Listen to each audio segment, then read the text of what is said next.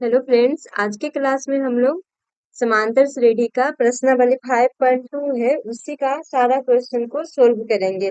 तो बारी बारी से हम लोग एक एक क्वेश्चन बनाएंगे। जैसे है क्वेश्चन नंबर 1 में क्या कह रहा है कि निम्नलिखित सारणी में रिक्त स्थान भरे जहां एपी का पहला पद ए दिया हुआ है, सारबंतर डी है और एनमा पद ए एन है। तो इसका एक हम छोटा सा थ्योरी डिस्कशन करते हैं कि एनमा पद क्या होता है। एपी का कोई भी एपी अगर दिया रहेगा, एपी का एनमा पद, उसके लिए फॉर्मूला कैसे है, ए एन, एपी का एनमा पद। जैसे ए1 से पहला पद होता था, ए2 दूसरा पद होता था, तो ए एन जो हो जाएगा, मतलब कोई भी एपी है उसमें अगर टोटल एन पद है तो एपी का एनमा पद ए एन कैसे रिप्रेजेंट होता है, a plus N minus one into d. जैसे पिछले वीडियो में हम लोग देखे थे कि दूसरा पद जैसे ए टू, चार पद एपी का कैसे होता था, एक होता था ए plus D, A plus two D, A plus three D. तो इसी से आया है, ये जनरल फॉर्मूला दिया है कि अगर देखो ए टू ये दूसरा पद है, ए थ्री तीसरा पद है, तो मतलब कि जितना हमको पद लिखना है, जैसे दूसरा पद लिखना है तो उसमें हम वन डी ले रहे हैं, तीसरा पद लिखना है तो उसमें हम लोग टू डी ले रहे हैं। मतलब जो पद हमको लिखना है उसमें से वन माइनस करके डी को मल्टीप्लाई करके और पहला पद में जोड़ रहे हैं तो एनवा पद आ जा रहा है। जैसे देखो ए थ्री को इस फॉर्मूला पे लिखो तो ए थ्री तीसरा पद है, मतलब कि एन के जगह पे थ्री है तो ए plus three minus one into d. तो ये आ रहा है ए प्लस टू डी आ जा रहा है। जो हम जनरल में हम लोग सोल्व उसको देखे थे उसी से आया है, एक जनरल फॉर्मूला हो गया। तो इसी फॉर्मूला का सब में यूज करेंगे सारा क्वेश्चन में, और जो क्वेश्चन दिया रहेगा उसके अनुसार हम लोग आंसर निकालेंगे। तो इसमें वही पहला क्वेश्चन है कि निम्नलिखित सारणी में नीचे एक टेबल बनाया हुआ है, यहाँ पे कुछ रिक्त स्थान है, इसको भरना है। जहाँ एपी का, जो इसमें एपी है, पहला पद ए दिया हुआ है, सारबंतर डी है, एन टोटल नंबर ऑफ पद है, मतलब कि इसमें कितने एपी में कितने पद है, और एन जो है एनवा पद है।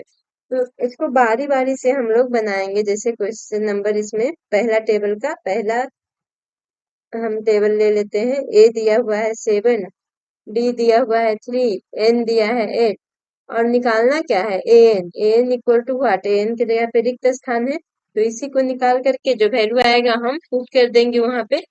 तो एन बराबर फॉर्मूला हम पढ़े हैं, a plus N minus one into d. N पूछ रहा है तो एन के जगह पे 8 है तो 8 निकालना है इसका मतलब। तो 8 बराबर कितना हो जाएगा, 7 plus 8 minus one into three. तो ये आ जाएगा 7 प्लस 7 इंटू थ्री। ये क्या आ रहा, 7 प्लस 21, तो 21 और 7 आ जाएगा 28। तो ये फिल इन दी ब्लैंक्स में भराएगा 28, मतलब कि पहला क्वेश्चन का जो आंसर आएगा 28। अब हम दूसरा क्वेश्चन देखते हैं इसी का। क्वेश्चन नंबर 2 में क्या दिया है, देखो तीन तीन दिया हुआ है। जैसे ए दिया हुआ है, क्वेश्चन नंबर पहला में था ए डी और एन दिया था तो एन निकालना था। दूसरा में है ए एन और ए एन मालूम है तो हमको डी मतलब सारबंतर निकालना है। तो दूसरा क्वेश्चन में ए दिया है -18, D fill in the blanks मतलब रिक्त स्थान है, निकालना है। एन है 10 और ए एन है 0। एन 0 दिया है, मतलब इस एपी का एन पद है तो एन एन 10 है, एन 0 का मतलब एन के जगह पे 10 पुट करेंगे तो ए 10 बराबर क्या हो जाएगा, फॉर्मूला से a plus N minus one into d. N के जगह पे 10 रखेंगे सब में, इंटू डी का वैल्यू तो मालूम नहीं है, डी ही निकालना है। तो ए 10, एन 0 दिया है, कहने का मतलब ए 10 0 दिया है तो ए 10 की जगह पे 0 पुट करेंगे। ए का दिया हुआ है वैल्यू -18 प्लस 10 में से एक गया 9 इंटू डी। तो -18 0 के साथ लाएंगे, 0 प्लस 18 इक्वल टू 9 डी आ जाएगा। तो 18 इक्वल टू 9 डी, तो डी इक्वल टू आ जाएगा 18/9, मतलब डी का वैल्यू 2 आ जाएगा। तो यहाँ से फिल इन द ब्लैंक्स में हम भर देंगे डी की जगह पे 2।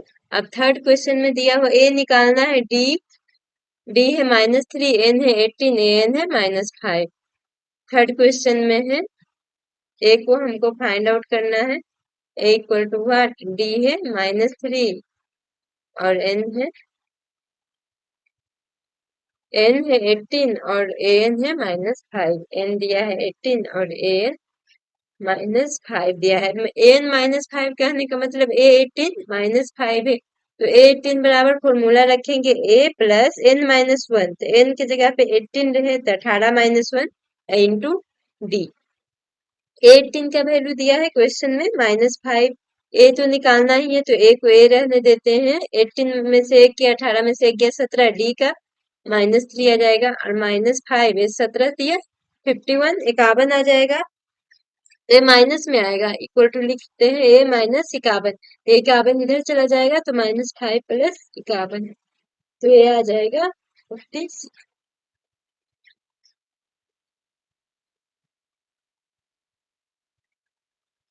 हाँ, ए का वैल्यू आ गया 46, तो 46 हम जो क्वेश्चन जहाँ फिल इन द ब्लैंक्स था उसमें हम लोग 46 पुट कर देंगे ए का जगह पे 46।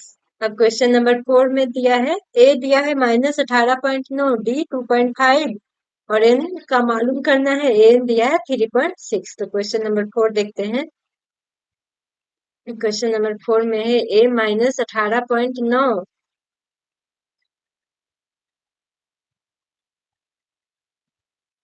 और डी दिया है 2.5। एन का वैल्यू मालूम करना है और एन दिया है 3.6। तो एन बराबर फॉर्मूला होता है a plus N minus one into d. N तो मालूम ही नहीं इसलिए एन को एन ही रहने देंगे। एन के जगह पे 3.6 लिखेंगे और ए के जगह पे 18.9 plus N minus one, D के जगह पे 2.5। तो इसको इधर ले आएंगे तो ये हो जाएगा 3.6 प्लस 18.9 इक्वल टू हो जाएगा एन माइनस वन इंटू 2.5। अब यहाँ से देखो तो ये दोनों को ऐड करेंगे तो ये आ जाएगा 15, जैसे कि से 22.5 आ गया। 22.5 equal to N minus one into 2.5। अब एन माइनस वन बराबर क्या आ जाएगा, इस इधर मल्टीप्लाई में है तो बराबर के इधर आएगा तो डिवाइड में आ जाएगा, मतलब 22.5 बटा 2.5 ये हो जाएगा। ये 25 से 9 बार में कटेगा तो n minus one equal to 9, n equal to आ जाएगा 9 प्लस वन, मतलब 9 1 10। तो एन का वैल्यू मालूम करना था, एन का वैल्यू कितना आ गया 10। तो इसको इस टेबल में जहाँ खाली स्थान था वहां पे हम लोग 10 फिल कर देंगे। अब इसका लास्ट क्वेश्चन है ए दिया है 3.5, डी 0, एन 105 दिया है।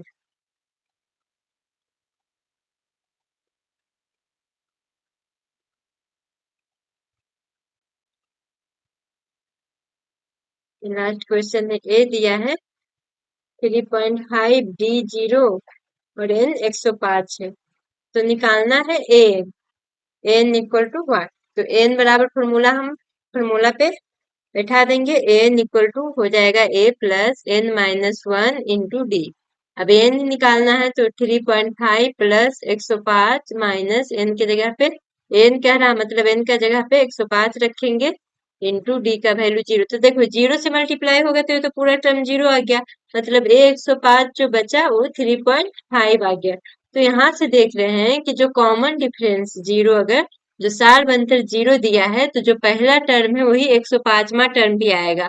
तो सार बनतर 0 करने का मतलब एपी कैसे बनेगा, 3.5 3.5 3.5, इस तरह से ये यही रिपीट होते जाएगा। तो इसका कोई सा भी पद हम लेंगे जब सार बनतर 0 रहेगा, 0 कहने का मतलब दो के बीच में डिफरेंस 0 है, मतलब कहने का मतलब सब एक दूसरे के बराबर है। तो अगर सार बनतर 0 रहेगा तो उसका सारा पद बराबर होगा उस एपी का। इसलिए देखो डायरेक्ट हमको क्वेश्चन में अगर शॉर्ट क्वेश्चन आएगा तो डायरेक्ट 105वां पद कहेगा तो हम पहला पद, अगर डी 0 रहेगा तो जो पहला पद होगा वही 105वां पद भी होगा। तो ये आ जाएगा 3.5। अब इसका क्वेश्चन नंबर 2 देखते हैं। क्वेश्चन नंबर 2 जो है निम्नलिखित में से सही विकल्प चुनें और औचित्य सिद्ध करें, ये दिया हुआ है। ये क्वेश्चन है। क्वेश्चन एपी क्या दिया हुआ है, एपी जो दिया हुआ है 10 7 4 का 30वां पद है, मतलब नीचे ऑप्शन दिया है, इसमें खोजना है कि इस एपी का 30वां पद कौन सा ऑप्शन सही आ रहा है। तो एपी लिख लेंगे, एपी है 10 10 7 4 डॉट डॉट डॉट। इसमें ए क्या है, ए जो होता है पहला पद होता है प्रथम पद तो 10। डी जो आ जाएगा, डी हम क्या मानते हैं ए टू माइनस ए वन, दो लगातार पद का अंतर। और लगातार पद जैसे पहला दूसरा लगातार हो गया तो दूसरा में से हमेशा बाद वाले में से पहले वाले पद को घटाएंगे तो 7 माइनस 10। तो यहाँ से डी का वैल्यू जो आया -3 आ गया। और निकालना क्या है, 30वां पद, मतलब कि n इक्वल टू, इस एपी में 30 पद है तो 30वां पद a30 इक्वल टू 5, a30 निकालना है। तो a30 बराबर फॉर्मूला क्या हो जाएगा, a plus n minus one, N की जगह 30 माइनस वन इंटू डी रखेंगे। a का वैल्यू 10 है, 30 में से एक जाएगा तो 29 हो जाएगा, इंटू डी का वैल्यू -3, तो यहाँ आ जाएगा 10 माइनस 29 दिया 87, तो इसको घटाएंगे तो आ जाएगा -77, मतलब इसका सी ऑप्शन सही है, यही सही विकल्प है। अब इसी का क्वेश्चन नंबर 2 का, 2 में 2 क्वेश्चन है, इसी तरह से 11वां पद पूछ रहा है, तो इसमें अलग एपी दिया हुआ है, एपी क्या है, -3 -1/2 टू डॉट डॉट डॉट, इसी का 11वां पद, 11वां पद कहने का मतलब A11 पूछ रहा है।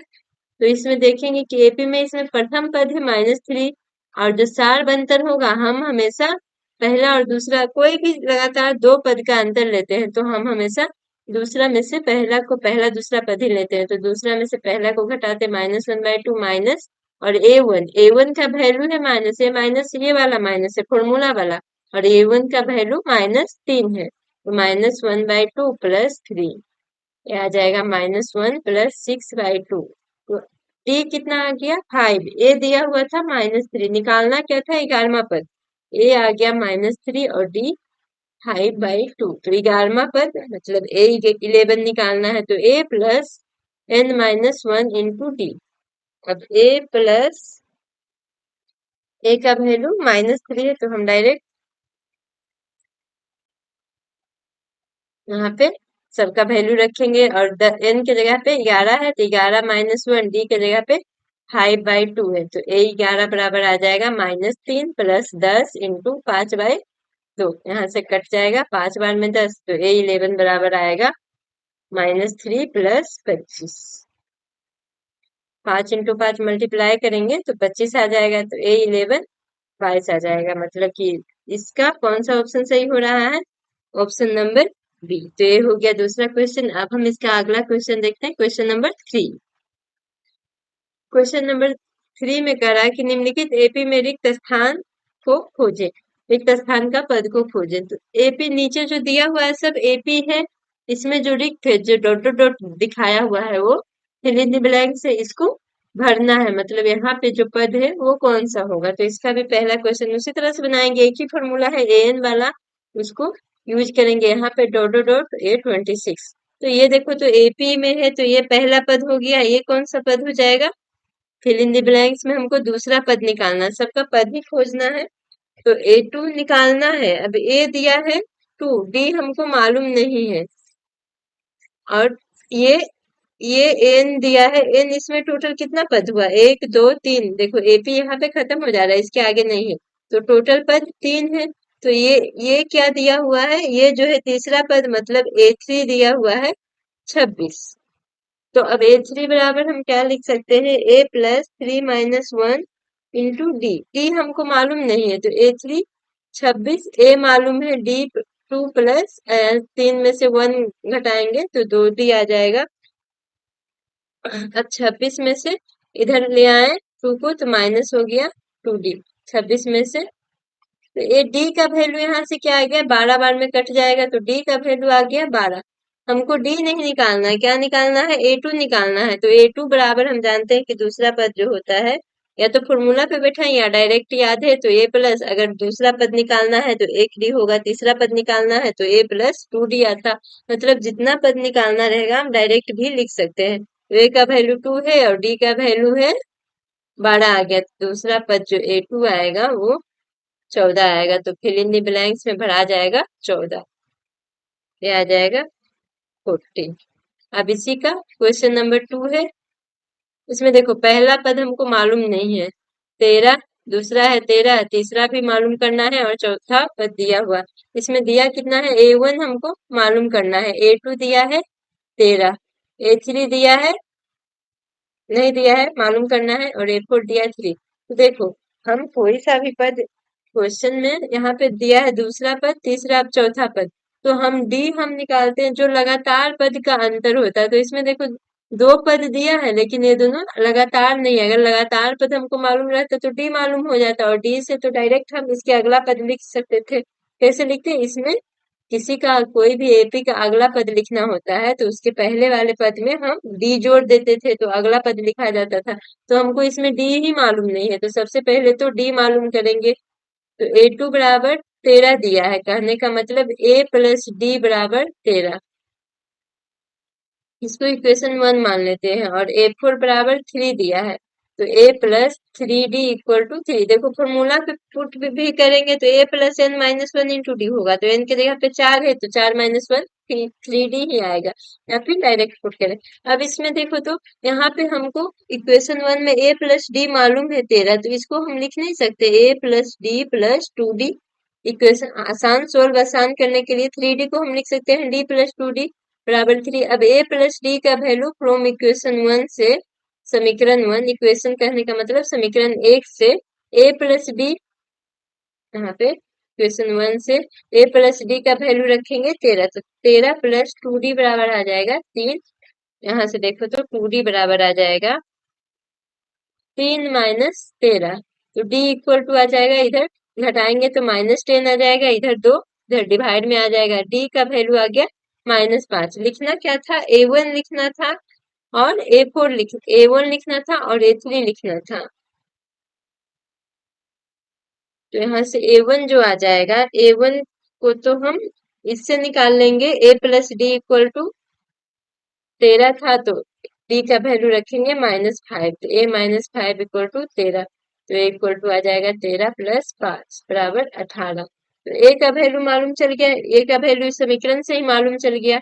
अब हमको A1 बराबर A हो जाएगा, तो A1 पहला पद तो मालूम चल गया कि 18 है, पहला निकालना था और तीसरा निकालना था। तो तीसरा पद हो जाएगा A प्लस 2D, मतलब 18 प्लस 2 इंटू -5, कहने का मतलब आ जाएगा 18 माइनस 10। तो A3 जो आ जाएगा 8 के इक्वल आएगा। तो पहला पद 18 और तीसरा पद 8। तो इसमें हम भर देंगे, पहला पद 18 है, तीसरा पद 8। देखो तो सब में यहाँ पे डिफरेंस जो आएगा सार बनकर आएगा, सबका इक्वल आएगा क्योंकि एपी में नहीं है। अब तीसरा है, पहला पद दिया है 5, दूसरा तीसरा निकालना है, चौथा पद 9 पूर्णांक 1/2। क्वेश्चन नंबर 3 है, पहला पद दिया है 5, दूसरा पद निकालना है, तीसरा पद भी निकालना है और चौथा पद दिया है 9 पूर्णांक 1/2। A4 दिया है 9 पूर्णांक 1/2, इसको हम लिख सकते हैं A4 बराबर, इसको 9 दूनी 18 19/2 भी लिख सकते हैं। अब A4 दिया है तो देखो इसमें हमको पहला पद नहीं मालूम था, इसलिए हमको दो अलग अलग दो पद जो मालूम था उससे A और D का वैल्यू निकालना पड़ा। इसमें पहला पद मालूम है तो D का वैल्यू जो आगे एक पद दिया रहेगा उससे भी निकल जाएगा। और अगर पहला पद मालूम नहीं रहेगा तो कोई दो पद रहेगा तो फिर दो इक्वेशन बनेगा, उससे मालूम चलेगा। तो यहाँ पे हम A4 को हम लिख सकते हैं A4 A plus 3D equal to 19/2। A का वैल्यू 5 पता है, 3D इक्वल टू 19/2। अब 3D इक्वल टू हो जाएगा 19/2 माइनस 5। अब 19 माइनस 10/2 आ जाएगा, तो 3D इक्वल टू आ जाएगा 9/2। अब 3 से 3 कट गया, D इक्वल टू आ गया 3/2। तो D आ गया 3/2। निकालना क्या है, दूसरा पद और तीसरा पद। तो दूसरा पद A प्लस टी आ जाएगा। देखो इसमें आसानी से एक ही पद से निकल गया D। इसमें क्या किए कि दो पद अलग अलग दिया हुआ था तो दोनों को हम इक्वेशन बनाए, समीकरण एक बनाए, फिर वो दोनों से A और D का अलग अलग वैल्यू लाए। तो A2 बराबर आ जाएगा, A दिया हुआ था 5 प्लस 3/2, तो ये आ जाएगा 5 2 10 3 13/2, मतलब 6 पूर्णांक में जैसे लिखा हुआ एपी में उसी तरह से लिखेंगे 6 पूर्णांक 1/2। और A3 आ जाएगा A प्लस 2D, कहने का मतलब 5 प्लस 2 इंटू 3/2। तो 2 से 2 कैंसिल हो गया, 5 प्लस 3 बचा तो 8। तो इसमें फिल इन दी ब्लैंक्स में भर देंगे 6 पूर्णांक 1/2 और 8। तो यहाँ आ जाएगा 6 पूर्णांक 1/2 और 8। अब चौथा क्वेश्चन में दिया है -4 दिया है, 1 2 3 4 पद मालूम करना है और लास्ट पद दिया हुआ है 6।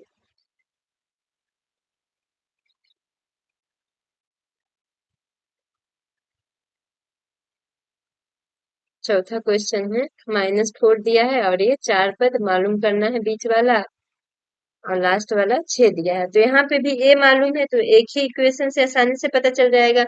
A2 निकालना है, A3 निकालना है, A4 निकालना है, इसमें 4 निकालना है, तो ये 3 और एक A5 निकालना है, A6 6 दिया है। तो अगर A6 दिया है तो इससे हम D निकाल लेंगे सबसे पहले।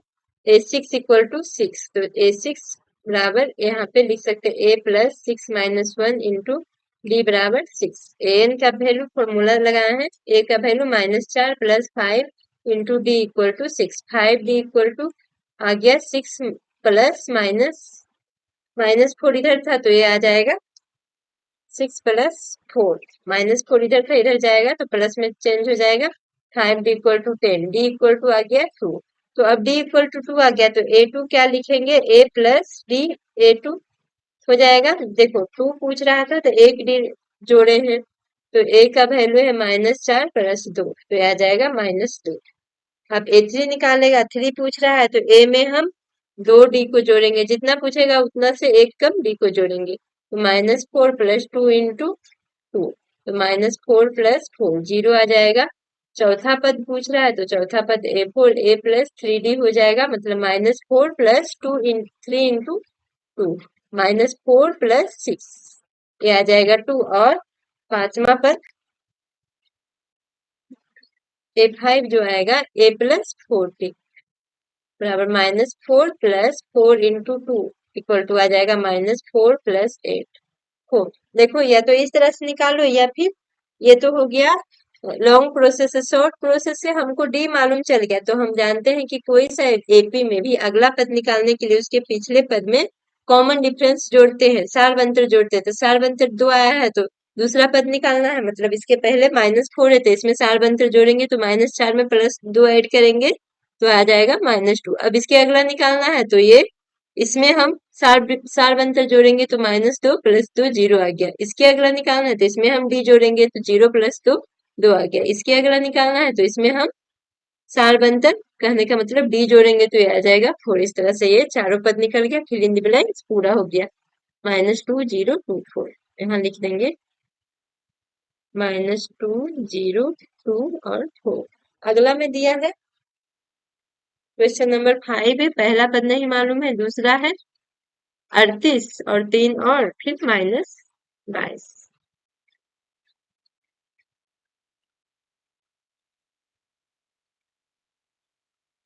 क्वेश्चन नंबर 5 पहला है, पहला निकालना है नहीं मालूम है, दूसरा है 38, तीसरा भी नहीं मालूम है, चौथा भी नहीं मालूम है, पांचवा भी नहीं मालूम है और लास्ट वाला है -22। तो यहाँ पे देखो A1 नहीं मालूम है, A2 मालूम है 38 है, A3 मालूम करना है, A4 मालूम करना है और A5 मालूम करना है। A6 जो दिया हुआ है -22 है। तो यहाँ पे फिर से देखो कि पहला पद नहीं दिया हुआ, तो पहला पद नहीं दिया हुआ है इसमें हमको ए भी निकालना पड़ेगा और डी भी निकालना पड़ेगा। अगर पहला पद दिया रहता तो बस कॉमन डिफरेंस सारवंतर निकालना था। तो अब A2 दिया है, दिया क्या क्या है, A2 बराबर 38, तो A2 को क्या लिखेंगे, A+D बराबर 38। और दिया है इसको समीकरण 1 मानेंगे और ए यहाँ पे पहला दूसरा तीसरा चौथा पांचवा छठा, छठा पद दिया है -22, तो छठा पद A6 को हम कैसे लिखेंगे, A+1 - D मतलब 6 - 1 इंटू डी, तो 5D आ जाएगा बराबर -22। अब देखो ये दो समीकरण बन गया, या फिर हम इसको यहाँ पे दोनों समीकरण को ना सोल्व करके हम यहाँ से डायरेक्ट इसको सोल्व करें, A+D+4D इसको लिखे बराबर -22। तो यहाँ से A+D का वैल्यू 38 लिख करके यहाँ से D का वैल्यू निकाल ले, या समीकरण 1 और 2 को हम सोल्व कर ले। तो 1 और 2 को सोल्व कैसे करेंगे, एक तो ए प्रोसेस हो गया और 1 और 2 को इस तरह से A+D इक्वल टू 38, बात वही है कि सिर्फ कैलकुलेशन करने का तरीका अलग अलग है। -22, तो दोनों को हम घटा देंगे तब ए वाला टर्म कट जाएगा, ये आ जाएगा -5 में से ये आ जाएगा -4D और यहाँ पे प्लस हो जाएगा, दोनों जुट जाएगा, 8 तो 10 3 2 4 1 5। तो यहाँ से D बराबर आ जाएगा 60/-4, तो D का वैल्यू आ गया -15। अब A का वैल्यू निकालना है तो A प्लस समीकरण 1 में एक एक D का वैल्यू पुट कर देंगे तो A+D 38 है तो A डी के जगह पे -15 तो प्लस डी, -15 हो गया बराबर 38। ए बराबर हो गया 38 प्लस 15, तो ये आ जाएगा 53।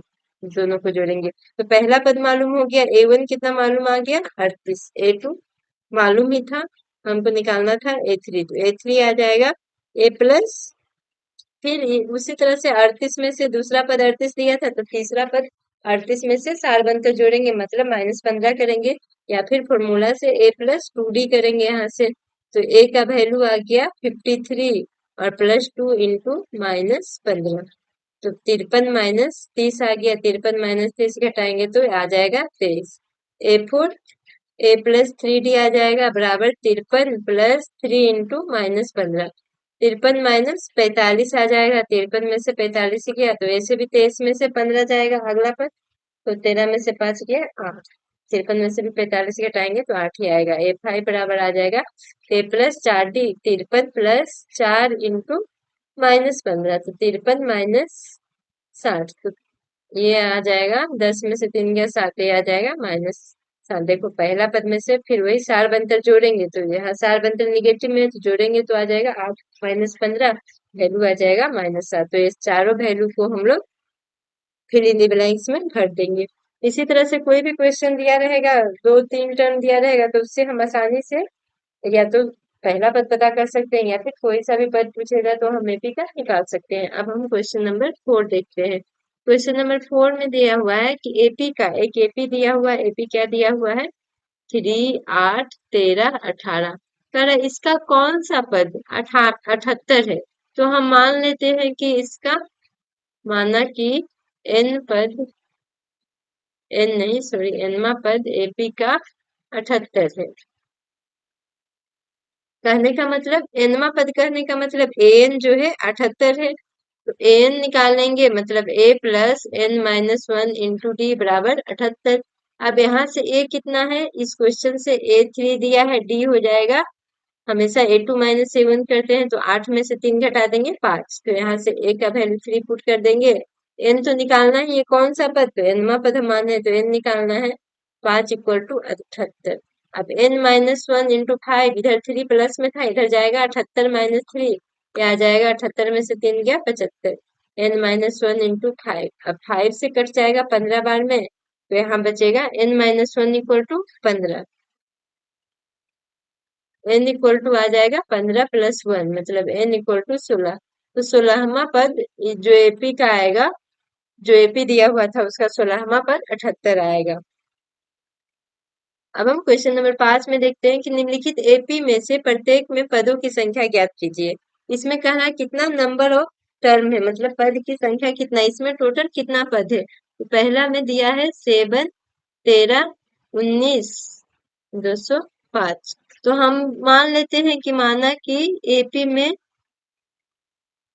में कुल पद n है, तो पहला पद 7 है प्रथम पद, और सार बनकर जो आ जाएगा 13 माइनस 7 मतलब 6, और कुल n पद है, तो लास्ट वाला पद जो होगा an देगा। ये स्टार्टिंग से ही हम बोल रहे हैं कि अगर n पद होगा तो लास्ट वाला पद, जैसे पहला पद है तो ये A1 होता है, दूसरा पद है तो A2 पद है, तो टोटल n पद है, तो ये लास्ट वाला पद जो होगा an होगा, तो an बराबर 205 दिया है। अब an को हम क्या लिख सकते हैं, a plus n-1 into D बराबर 205।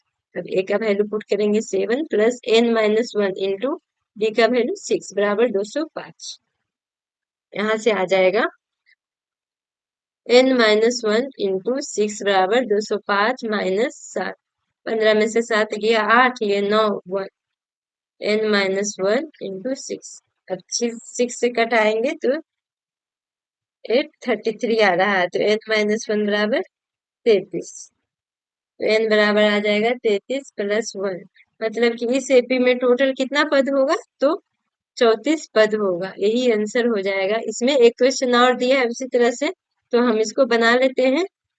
इसका दूसरा क्वेश्चन दिया है 18 है, 15 पूर्णांक 1/2 है, 13 है, लास्ट में -47 है, तो इसमें भी हम मान लेते हैं कि माना कि कुल पद जो एपी दिया है उसमें कुल पद की संख्या कितना है, n है, कुछ भी मान सकते हैं, n x कुछ भी, हम जनरली n ही मानते हैं। तो इसमें पहला पद दिया 18, डी बराबर हो जाएगा ये सारे मतलब सारे 15.1/2 माइनस 18। तो डी बराबर इसको कैलकुलेट करेंगे तो 15 दूनी 30 31/2 माइनस 18। इसको कैलकुलेट करेंगे तो 31 माइनस 36/2 मतलब -5/2। तो ए 18 है और डी आ गया -5/2। टोटल n पद है, कुल पद की संख्या n है, तो लास्ट वाला जो है ये 47 होगा, ये an होगा। तो an बराबर -47 है, an बराबर -47। तो इसको भी हम उसी तरह से लिखेंगे a plus n minus 1 into D बराबर -47। ए का value 18 plus n minus 1 into -5/2 बराबर -47। 18 उधर चला जाएगा तो 18 इधर प्लस में, उधर जाएगा तो माइनस में, तो -47 माइनस 18, यहाँ पे -18 है।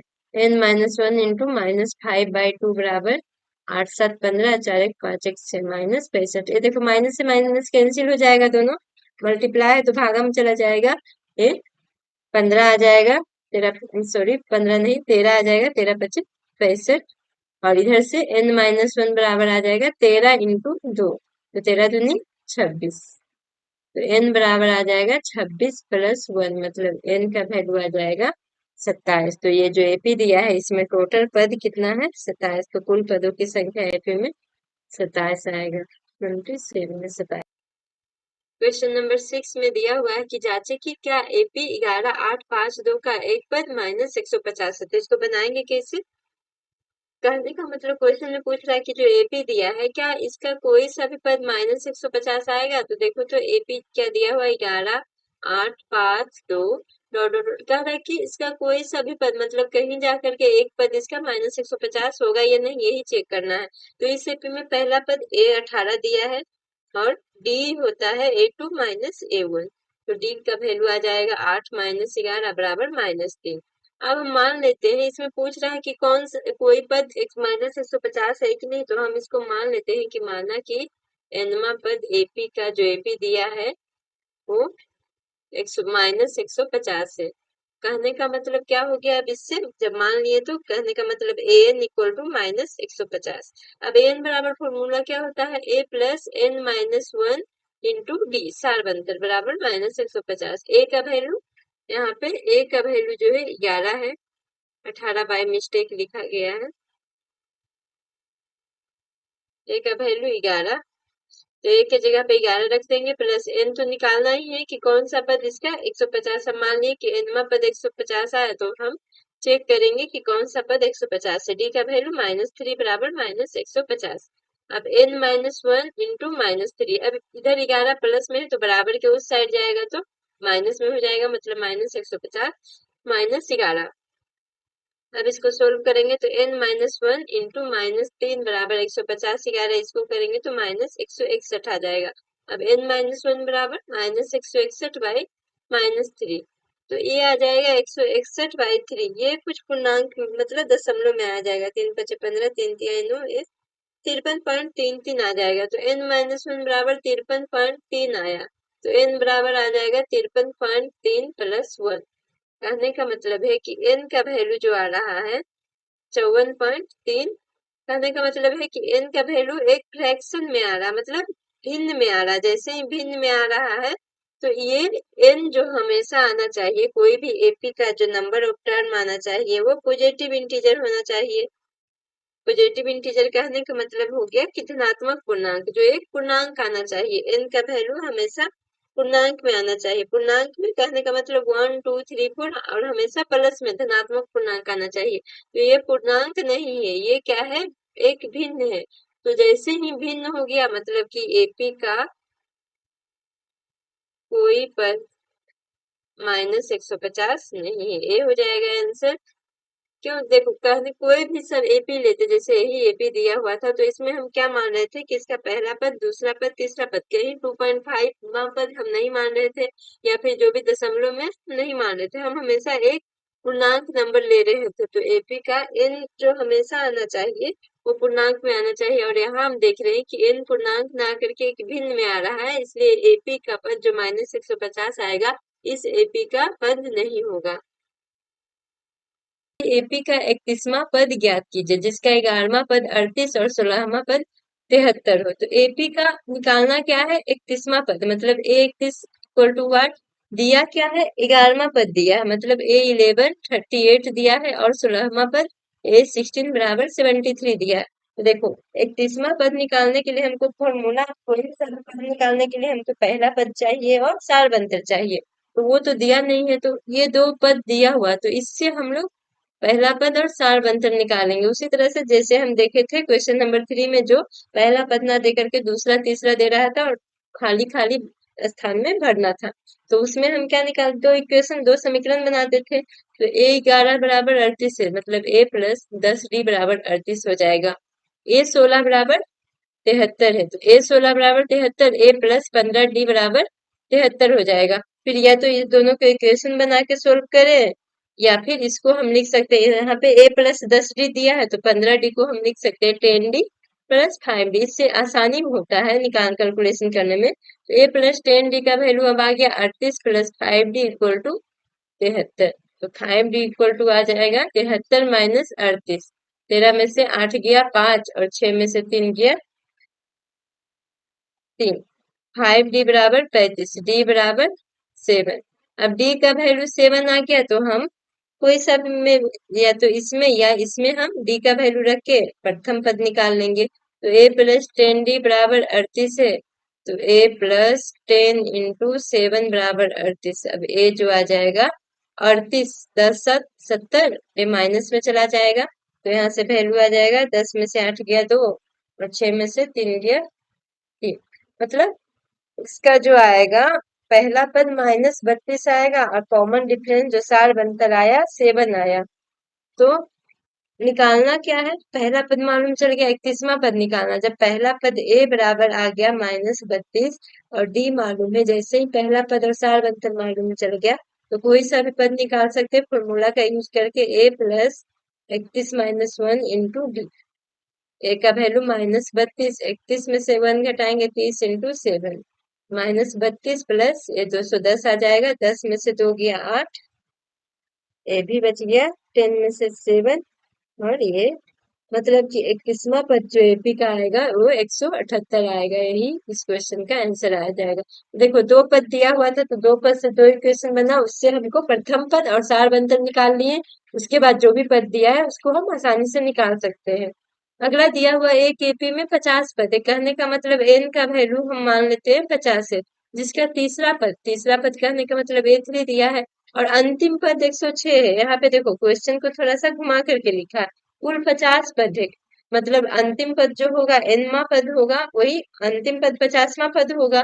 50 पद है तो पहला पद ए1 हो जाएगा, 50वां पद ए50 हो जाएगा, तो अंतिम पद वही होगा ना जो 50वां पद होगा। कहने का मतलब ए50 दिया है 106, तो निकालना कितना है 29वां पद, ए29 बराबर व्हाट। देखो इसमें भी दो, प्रथम पद नहीं मालूम है, सारबंतर नहीं मालूम है, तो इसमें भी दो पद मालूम है, तो दो पद जहां भी मालूम रहेगा वहां हम दो समीकरण बना लेंगे। तो यहाँ पर ए3 से, और फिर दो पद अलग से दिया हुआ है, दो पद अलग अलग दिया हुआ है, तो दो पद से दो समीकरण बनेगा, ए प्लस 2 डी बराबर 12, ए समीकरण 1 हो गया। और ए50 अंतिम पद, यहाँ से कंफ्यूजन नहीं होना कि अंतिम पद क्या लेंगे, यहाँ पे 50 दिया हुआ है कि कुल 50 है, तो अंतिम पद जो होगा 50वां पद ही होगा, तो ये 50 106 दिया है। ए प्लस 49 डी बराबर 106 लिखेंगे। देखो 50वां पद लिखना है तो कैसे हम लिखेंगे, ए लिखेंगे और इसमें ऐड कितना करेंगे, जौन सा पद कह रहा है उसमें से एक घटा देंगे, तो 50 में से 49 घटा दिए और उतना डी ऐड कर देंगे। अब इसको 49 डी को इस इक्वेशन से निकालने के लिए इसको हम लिख सकते हैं a plus 2 D plus 47 D बराबर 106। अब ए प्लस 2 डी का वैल्यू 12 है, 12 प्लस 47 डी बराबर 106। या फिर ये इक्वेशन 1 और इक्वेशन 2 को सोल्व कर लेंगे तो भी ए और डी का वैल्यू पता चल जाएगा। तो ये आ जाएगा 47 डी बराबर 106 माइनस 12, इसको घटाएंगे तो आएगा 94। 47 डी बराबर 47 से 94 दो बार में कट जाएगा। डी का वैल्यू 2 आ गया। अब ए का वैल्यू प्रथम पद निकालना है, तो ए प्लस 2 डी इक्वल टू 12, तो ए plus 2 into 2 equal to 12, A plus 4 equal to 12, इससे आ जाएगा ए बराबर 8। ए मालूम चल गया, प्रथम पद मालूम चल गया, डी मालूम, सार बंतर मालूम है, तो कोई सा भी पद निकाल सकते हैं। पूछ रहा था इस क्वेश्चन में कि इसका 29वां पद ज्ञात कीजिए, मतलब ए 29 निकालना है। तो ए 29 बराबर हो जाएगा a plus 29 minus 1 into d. अब ए का वैल्यू 8 है, 29 में से एक जाएगा तो ये 28 हो जाएगा इंटू 2। तो 8 प्लस आ जाएगा 28 दूनी 64।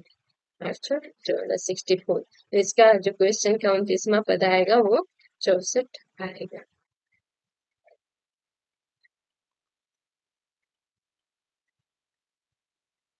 अब क्वेश्चन नंबर 9 देख लेते हैं। यदि किसी एपी का तीसरा और नौवां पद क्रमशः 4 और -8 है, तो क्या कह रहा है क्वेश्चन में कि तीसरा पद कितना है 4 क्रमशः, मतलब पहले वाला पहले है तो तीसरा पहले का पहला पद, तो तीसरा पद 4 हो जाएगा, और बाद में नौवां है तो नौवां पद -8 हो जाएगा बाद वाला। A9 equal to -8। अब कह रहा है कि तो इस एपी का कौन सा पद शून्य है, तो कौन सा पद शून्य निकालने माने पद इस एपी का शून्य है।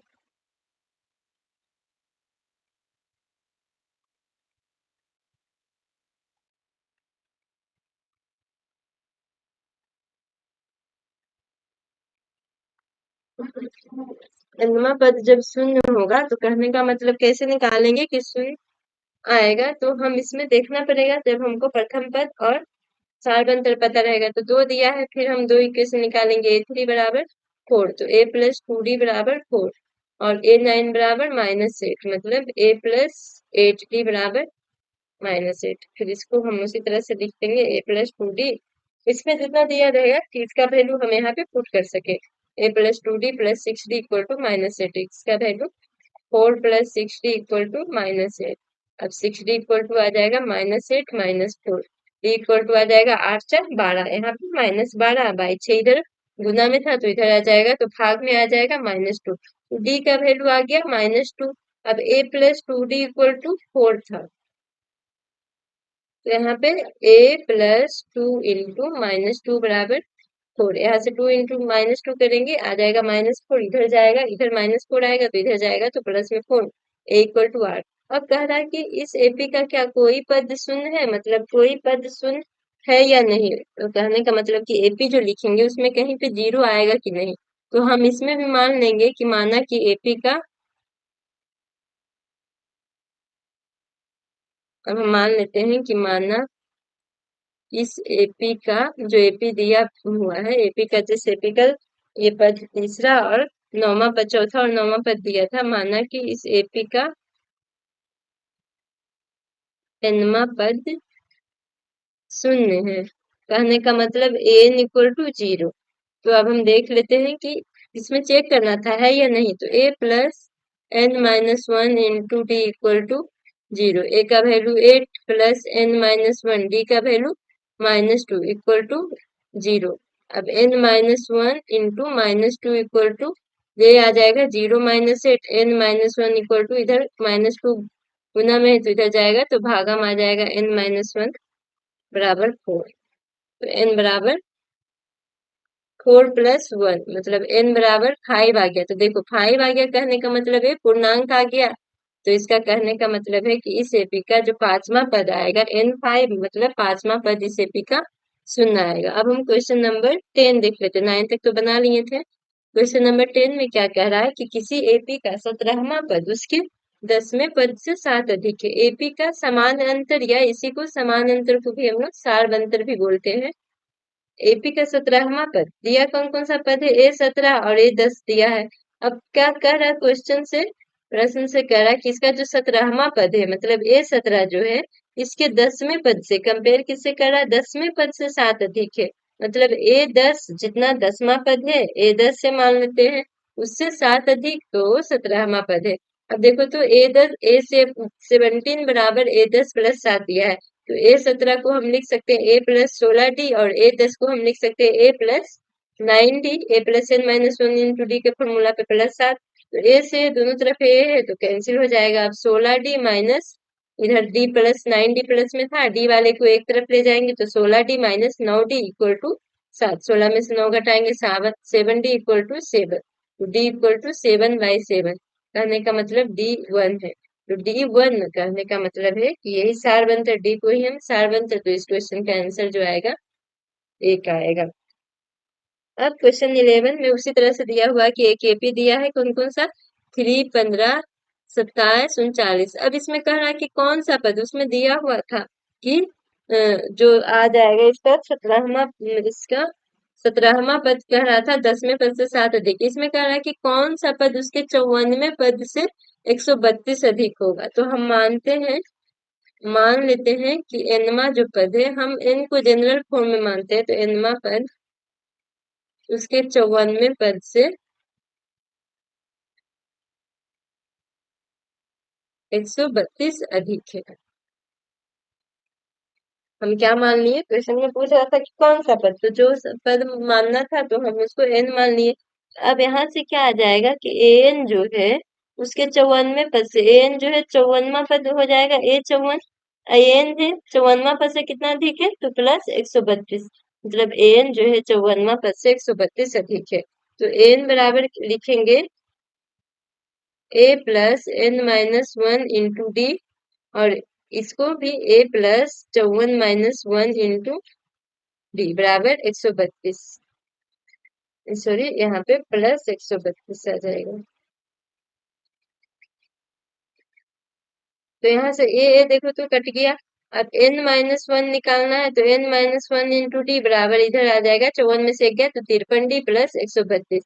अब यहाँ पे डी हमको पता है, डी क्या है, 15-3, 15 में से 3 गया तो 12, तो n-1 इंटू 12 बराबर 53d प्लस 132। अब इसी को सोल्व कर लेंगे तो n का वैल्यू यहाँ पे 12n-12 इक्वल टू, इसको हम लिख सकते हैं डी के जगह पे, डी तो दोनों के लिए सेम रहेगा क्योंकि उसी एक एपी का पद है। तो 53 इंटू 12 प्लस 132, 53 12 से 53 में मल्टीप्लाई करेंगे तो यह आ जाएगा 36, 60, 636 प्लस 132, 12n-12। हम 12n इक्वल टू 12 को भी इधर ले जाएंगे, ये दोनों को जोड़ लेंगे तो 6 2 8 3 3 6 6 7, 768 प्लस 12, 12n बराबर हो जाएगा 8 2 10, 6 7 1 8, 780। n बराबर आ जाएगा 780/12।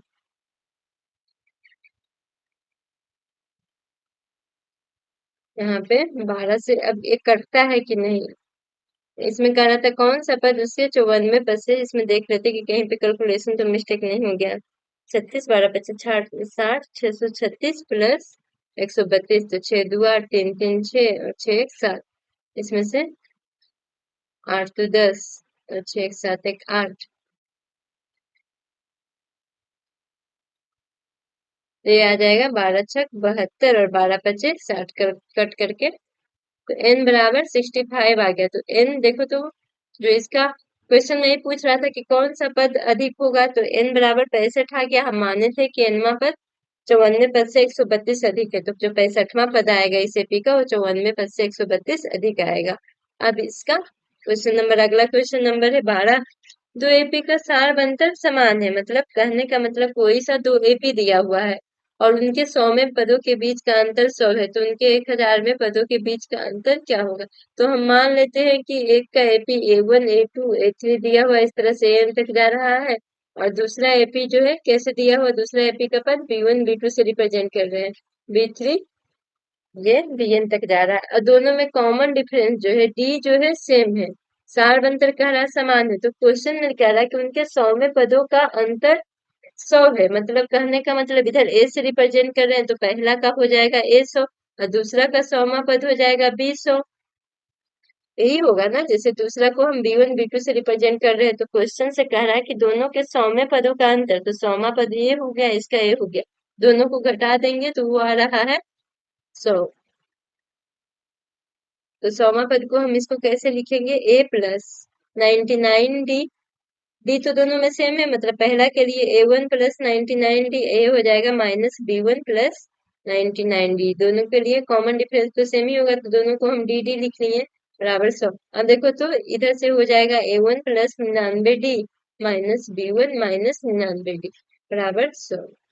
इससे क्या आ गया कि a1 minus b1 equal to 100 आ गया। क्वेश्चन में पूछ रहा था कि इसके हजारवें पद का अंतर क्या होगा। हजारवें पद कहने का मतलब इसका हजारवां पद को कैसे रिप्रेजेंट करेंगे, ए थाउजेंड से, और इसके हजारवां पद को बी थाउजेंड से। अब कह रहा है ये दोनों का अंतर क्या होगा। तो क्वेश्चन में पूछ रहा है कि A thousand minus B thousand equal to 1। तो अब हम निकाल लेंगे। ए थाउजेंड को हम क्या लिखेंगे, A plus 999 D, A plus N minus one into D. B thousand को क्या लिखेंगे, बी वन, जिसको ए वन करते हैं, A one B one plus 999 D. यही दोनों का डिफरेंस मालूम करना है, तो इसको हो गया A one plus 999 D minus B one minus 999 D. हजारवां पद भी किसके बराबर आया, A one minus B one के बराबर, और A one minus B one का वैल्यू कितना था, 100 था। तो इसके जो हजारवें पद का अंतर भी आएगा वो 100 आएगा।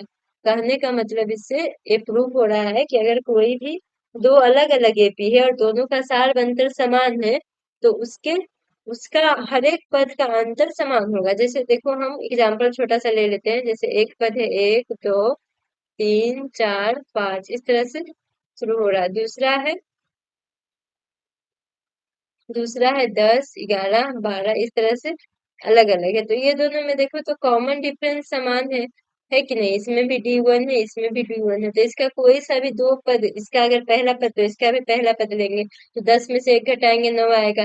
11 में से इसका दूसरा पद, इसका दूसरा पद, मतलब सेम सेम पद का अंतर भी सेम ही आएगा। सेम नहीं मतलब कि जो एक पद का अंतर आया है वही सारे पद का अंतर सेम आएगा। तो वही क्वेश्चन में पूछ रहा था अगर सार बनतर समान होगा तो। ये क्वेश्चन नंबर 12 तक हम इस वीडियो में पढ़े हैं। अगले वीडियो में हम लोग इसके आगे का क्वेश्चन सोल्व करेंगे। आज के लिए बस इतना ही।